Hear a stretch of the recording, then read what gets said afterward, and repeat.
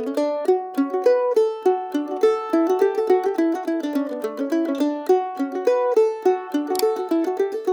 you want to be a good mandolin player, you're going to need to know the right way to hold your mandolin.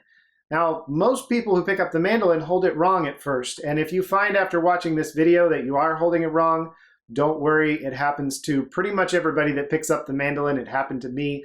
It's probably happening to you if you're watching this. So I'm going to show you exactly what you need to do so that you have a chance to play well, because if you're holding your mandolin in an ineffective way, then you're going to have trouble getting good technique and getting a good sound. It's not going to be fun. You're probably just going to get discouraged and quit. So here's what you need to know. You can do what I'm about to show you whether you're standing or sitting. I stand a lot to play and I sit a lot to play. I encourage you to do both. In the beginning, you will probably have an easier time sitting, but it's totally up to you. Let's start with the placement of the mandolin.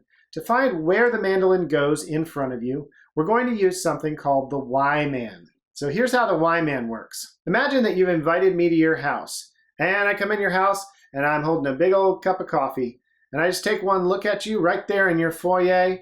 I turn it over and I just pour it on the floor. You go, Yman? This is where you need to start for holding your mandolin. This is the Yman. So you start, you just put out your arms. Yman! And if you do this in a natural way, the way you would if you were really mad at me for pouring my coffee on your floor in your foyer, then you're off to a good start. It should look like this. Your elbows should not be out and they should not be pinned to your side. So you should have some area here. So we go Yman, and then we're just going to bring those hands in together as if you're going to clasp them in front of you. We're going to bring the picking hand, and for this class, I'll be saying right hand for the picking hand. If you're left-handed, it's totally okay. And if you are left-handed playing righty, that is actually totally okay too. There's a lot of great players who are left-handed playing righty. So we're going to bring that right hand in like this in front of us as if we're going to clasp the hands. And then the left hand, it doesn't come in as far. It's going to go right in front of you like that, just as if you were holding something like this. And then we're going to bring the mandolin to you. So I'm going to bring this up, come back to that Yman, and your right arm's going to come in and it's going to rest in what I call the armrest area. Now you may not have an armrest on your mandolin. That's totally fine if you don't. I like them, I do recommend them, but you don't have to have one. Lots of players go without, they really like it. You're going to be fine if you don't have one. So we're going to take that right arm and put it in the armrest area. And again, we don't want the arm to be pinned to your side or to be doing a chicken wing out. You want it to be just Yman and then bring it in just like this. And it's going to rest on that armrest.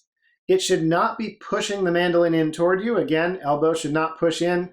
It's just resting. Your arm is going to hold itself up just enough to not slip down. And it'll put just the tiniest little bit of pressure on the mandolin here. So when I put that pressure on, it's so little that you could barely see it. On camera, you probably can't see it. If you were in person, then you'd be able to see it, but it would be very, very little. That's it. That's all the pressure we're going to put on it. And now your hand is in place and it's ready to go. For your left hand, we're going to do the same thing. We bring the Yman in, but we hold it up a little higher because we'd like the mandolin to be at this upward angle like this. Don't hold it like this, pointed down. Don't hold it like a rock star. We want it to be pointed up this way. That's because it allows your left hand to come in at an angle that works well. We'll get more into that later in the course. And it allows your right hand to get a good pick angle, which we'll go into more in this course as well. So your left hand's going to come around like this. And for now, don't worry if you're not perfect. We're just trying to rest the mandolin neck on this part of your hand. I think of this part of your hand as a boat trailer. If you had this boat trailer, you'd have a boat sitting on it, right? There's this little bit of open area right there. The boat just sits on it. We'll go into this in detail later on in the course. So to start with, just get it somewhere in there and we'll go from there.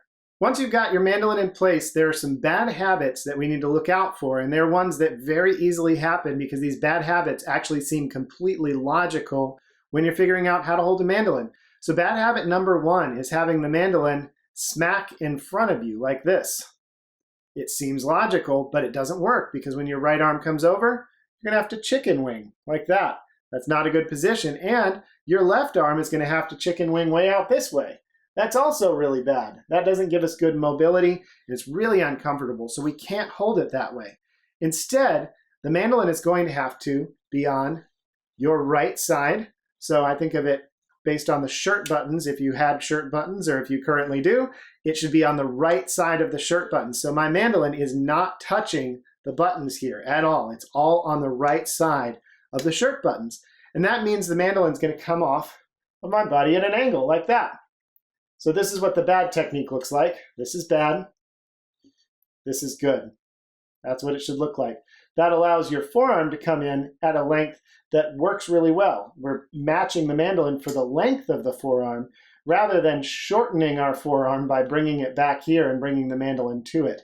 Trust me, this is going to be a whole lot better. You absolutely have to do it this way.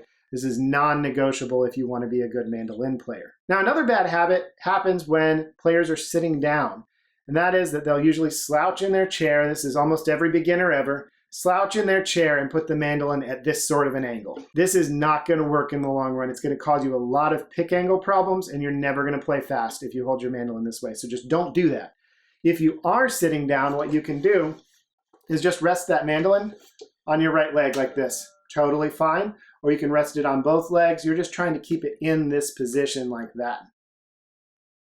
Now, for anybody who has a little extra in the middle, you're going to be finding your mandolin turning out this way a little bit, whether you like it or not. So a good solution for that, if you're having that going on, is just bring your mandolin down until it's sitting in a place where it can be straight up and down more or less. If that is not possible with your body type, just get the closest you can to this, and we should probably meet for a private lesson so I can help you figure out where you need to be. Look for a link in the description of this video where you can schedule a free meet and greet so we can talk about what's going on, and then you can schedule a lesson with that same link because it's really important to get this position right. Another bad habit is tucking the mandolin under the right arm like this. You'll see players do that, and it seems like it ought to work. Your right arm seems like it's in a good position, but it does not give you good mobility with the right arm. Gives you a little bit, but it's not great. And another problem is it puts your left arm in a position where you have to reach out like this in order to play. So now we've got both hands in suboptimal positions, and it's an easy fix. Just don't hold it over here tucked under your right arm. It should instead go to the right of the shirt buttons. This side of the mandolin body is going to be roughly under your armpit. There's a little bit of wiggle room, but roughly under your armpit. And then this is what it should look like when you're done. Get as close to this as you can. You may not get it exact right away. We usually can't go straight to perfect, so it's totally okay if that's happening to you. We'll work on tweaking that until you're in a really good position, and it's going to set you up to be able to play better than someone who does not go through these steps and spends the same amount of time practicing as you. Remember, you don't want to waste your time with bad technique. You don't want to waste your time with things that are not going to help you get good fast. That's why we're going straight to the real stuff, like how to hold the mandolin. We're going to leave out a whole lot of fluff along the way.